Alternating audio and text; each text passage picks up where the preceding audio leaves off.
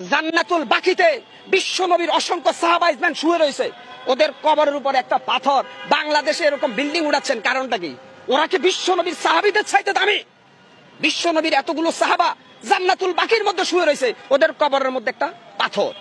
যদি ইচ্ছা করতো ওদের কবরকে সোনা রূপা দিয়া মুজাইদ করে বানাইতে পারতো, কিন্তু আসলে আল্লাহ কোরআনে বলছে কবরের কোনো বুজুর্গি নাই, বুজুর্গি হচ্ছে আমলের। আল্লাহ পাক কোরআনে স্পষ্ট বলছে, মহাসমুদ্রের ভিতরে সাঁতার না জানা ব্যক্তি যেমন অসহায়, ঠিক কবরে যে ব্যক্তি শুয়ে গেছে সে যত বড় আল্লাহর ওলি হোক সে তেমনই অসহায়। কেন? হাসরের ময়দান আল্লাহ কোরআনে স্পষ্ট বলছে আমাদের নবী মুহাম্মদ সাল্লাল্লাহু আলাইহি সাল্লাম ছাড়া প্রত্যেকটা নবী বলবে ইয়া নাফসি ইয়া নাফসি। তাহলে এই ভণ্ডদেরকে ওদের বাবা বা ওলিরা কিভাবে জান্নাতে নেবে? এই বেটা গাঁজাখোর, বেটা বদমাইশ, কোরআন নাই, হাদিস নাই, ফরকালের চিন্তা নাই, আইসাই কয় আমরা মাজারের ভক্ত। ওলি তোমরা মাজার ভক্ত, মাজার পূজারী, অলিদের ভক্ত না। তোমরা শাহজালাল, শাহপরান, আব্দুল কাদের জিলানের অনুসারী না, তোমরা শয়তানের অনুসারী। ৯৬% মুসলমানের দেশে প্রত্যেকটা মুসলমানের ইমানি দায়িত্ব মাজার পূজারীদেরকে শায়েস্তা করা। এত করে যদি আমরা মারা যাই, আমরা শহীদ, আর ওরা আবু জেহেল। আজকে অত্যন্ত কষ্ট লাগে ভাই, অত্যন্ত দুঃখ লাগে।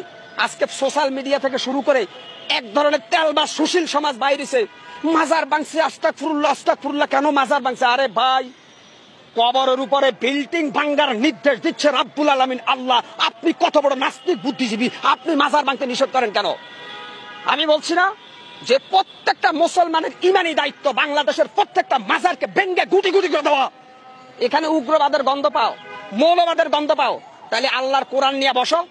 এই মাজার পূজারীরা আসো, আমি বসবো তোমাদের সাথে। যদি কোরআনে জায়েজ দেখাইতে পারো মাজার, আজ থেকে আমিও কোনো মাজারের অনুসারী হব। অতএব তোমাদের এই ভণ্ডামি, তোমাদের এই ধান্দাবাজির বিরুদ্ধে কথা বলছিল বাংলাদেশের হাক্কানি আলেম ওলামা। তোমরা তাদেরকে আবু জেহেল বলছিলা। অর্থাৎ এজিদ যখন হাসান হুসেনকে, যখন এজিদের বাচ্চারা হত্যার ষড়যন্ত্র করে, তখন অনেক নামদারি আলেম ছিল, এরা জালেম। আজকে অত্যন্ত কষ্ট লাগে ভাই। আমি মনে করি, আল্লাহর কসম খাইয়া বলতে পারি, আমার ভাগ্য পরিবর্তনের মালিক একমাত্র আল্লাহ। কোন পীর, কোন বাবা, কোন আউলি আমার ভাগ্যের ভালো বা মন্দ কোনটাই করতে পারবে না। আমরা একটা পাকা চুলকে বাঁকা করতে পারবে না কোনো অলি মিয়া। আমরা অলিদেরকে সম্মান করি কেন? তারা আমাদের জন্য ইসলামের সংবিধানকে রেখে গেছে, এই জন্য আমরা অলিদের সম্মান করি। এখন মাজার বাংলা কি শাহজালালের ইতিহাস মুছা যাবে? শাহপরানের ইতিহাস মোছা যাবে? মাজারের সাথে শাহপরানের সম্পর্ক না, শাহপরান আর শাহজালালের সম্পর্ক আল্লাহর সাথে, আর মাজারের সাথে সম্পর্ক হচ্ছে খোদা দহি নাস্তিকদের মিয়া। কেন আপনারা এখানে বারবার বলতেছেন অলিদের বিরুদ্ধে?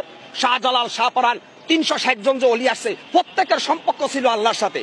আর যারা মাজারের মধ্যে সেজদা দেয়, পূজা করে, এদের সম্পর্ক ইবলিস শয়তানের সাথে। এরা শয়তান, এরা বাটপার, এরা ধোঁকাবাজ। কি হচ্ছে?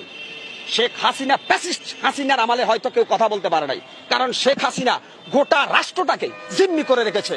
আজকে আমি মুসলমান, যেই দেশে মুয়াজ্জিনের আজান শুনে সূর্য উঠে, যেই দেশে মুয়াজ্জিনের আজান শুনে সূর্য ডুবে, সেই দেশে কোরআনের পক্ষে আমি কেন কথা বলতে পারবো না? মাজার পূজারীদের কোনো দলিল নাই।